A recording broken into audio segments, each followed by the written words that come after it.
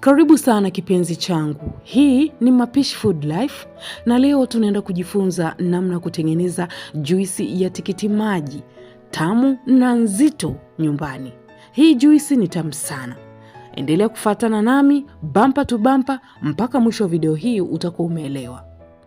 Kwa kuanza pishi letu tunaanza kama ifuatavyo. Hicho ni kipande cha tikiti umenunua tu huko barabarani, nikasema ngoja nije nishare na nyie namna gani mimi binafsi ninavyotengeneza juisi ya tikiti maji nyumbani.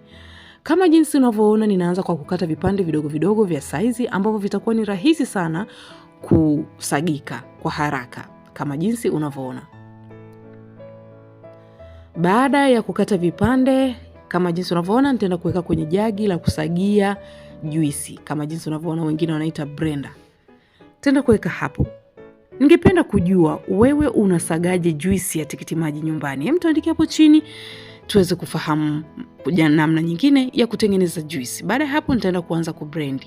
Yaani hakikisha una blend, unaweka kabisa, unafungulia mpaka mwisho kabisa blender yako na unaanza kublend. Sijaweka kitu chochote, sijaweka maji, sijaweka sukari, wala sijachanganya kitu chochote. Na leo tutaenda kujifunza namna kutengeneza juisi ya tikiti maji tu binafsi bila kuchanganya kitu chochote.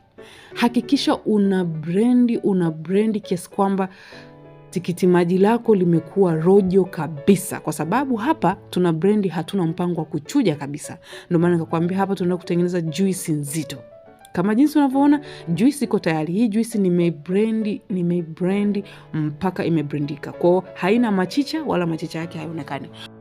Katika kublendi huku kwa juisi kuna kufanya usichuje juisi. Hivyo unavyoenda kununua tikiti lako hakikisha halina mbegu nyingi pia, kwa sababu ya kusababisha usichuje juisi. Na juisi yetu ni nzito kama jinsi unavyoona, ina povu la kutosha.